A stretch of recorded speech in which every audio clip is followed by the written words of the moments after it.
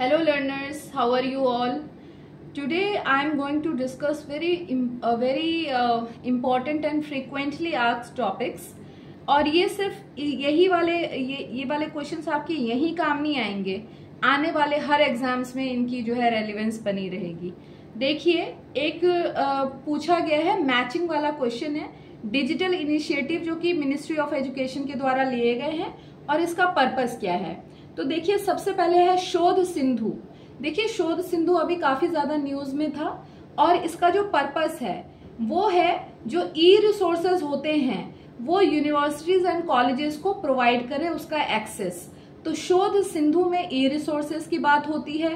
शोध गंगोत्री में ये एक प्लेटफॉर्म है जिसमें जो जितने भी रिसर्च टॉपिक्स हैं इंडियन यूनिवर्सिटीज के, उनके साइनॉप्सिस को कलेक्ट किया जाता है।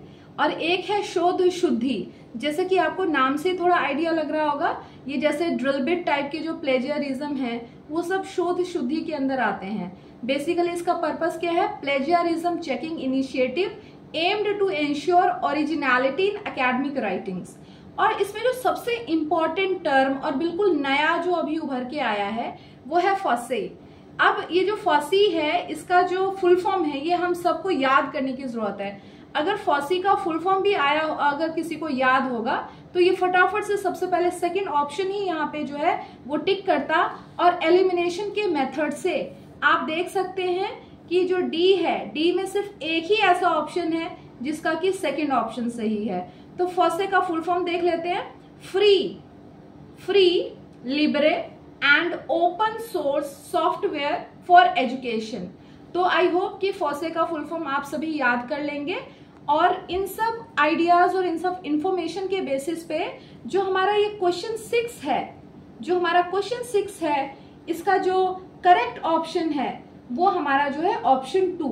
इसका जो करेक्ट ऑप्शन बना वो हमारा ऑप्शन 2 जो है करेक्ट है। और इसे जो है जरूर चूज करिएगा। और इस क्वेश्चन में तो कुछ भी डिफिकल्टी नहीं थी, फॉसे का फुल फॉर्म पता है और हमारा क्वेश्चन सही हो जाता।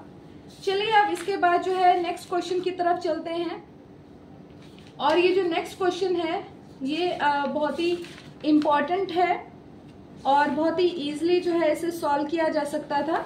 देखिए, एक ये वाला जो क्वेश्चन है ना, इसे मैं क्वेश्चन 22 को ना मोस्ट इम्पोर्टेंट कहूंगी। क्यों मैं इसे मोस्ट इम्पोर्टेंट कहूंगी, इसमें ना बार बार ये क्वेश्चन आता है। तो हम सभी चलिए आज जान लेते हैं कि 1 किलो, ये जो हमारा किलो बाइट है और बाइट के बीच में कितने का रिलेशन है, 1024 बाइट्स का रिलेशन है। उसके बाद देख लीजिए जो हमारा ये हो गया। अब हम सबको जानने की जरूरत है जो 1 मेगाबाइट होता है ये 1000 किलो बाइट के बराबर होता है। और जो 1 GB होता है वो, ये सारे जो है आप कैपिटल में कर लीजिए चाहे, और जो 1 GB होता है वो जो है 1000 मेगाबाइट्स के बराबर होता है। अब देखिए हमसे क्वेश्चन में क्या पूछा गया है, ध्यान दीजिए कि 25 KB is larger than 100 MB। तो ये तो कहीं से भी नहीं है। अब आप खुद इसे जो है सॉल्व कर सकते हैं। तो आप जो है इस रिलेशन को आप हमेशा दिमाग में रखिएगा और इस तरीके से आप इसमें से जो है सही ऑप्शन चूज कर सकते हैं। तो 25 KB is larger than 100 MB, no. 999 MB is larger than 50 GB। इन सबको आप सॉल्व करेंगे तो जो है ये भी हमारा आप देखेंगे कि गलत हो जाएगा। And 3500 KB is smaller than 2 GB। बताइए इसके बारे में हम क्या कह सकते हैं। देखिए 2 GB का मतलब है 2000 MB, है ना। तो ऑब्वियसली बात है कि ये स्मॉलर है, तो ये जो है सही है। और ये देखिए 2350 bytes is smaller than 2 KB। अब आप देख सकते हैं कि ये भी हमारा क्या है, देखिए 1 KB में 1024 बाइट्स है, तो आप इसका ट्वाइस कर लीजिए। तो 2 KB में आप देख सकते हैं कि इज स्मॉलर देन 2 KB। तो हमारा कौन कौन से ऑप्शन सही हो गए हैं, तो इसमें जो है हमारा सही ऑप्शन हो गया सी।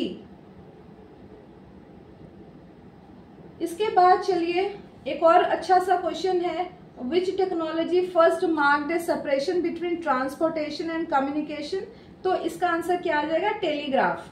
और इसके पीछे रीजन क्या है, देखिए पहले क्या होती थी, जो भी इंफॉर्मेशन थी वो जो है आपको पता होगा कि हॉर्सेस के थ्रू जो लंबी लंबी यात्राएं की जाती थी लेटर्स पहुंचाने के लिए, ठीक है। लेकिन अब उसमें एक जो है इनोवेशन कब आया, जब टेलीग्राफ की डिस्कवरी हुई, तो कम्युनिकेशन जो है इलेक्ट्रिकल वायर्स के थ्रू पहुंचाने जाने लगे, और वो सबसे बड़ा मेजर सेपरेशन था बिटवीन ट्रांसपोर्टेशन एंड कम्युनिकेशन।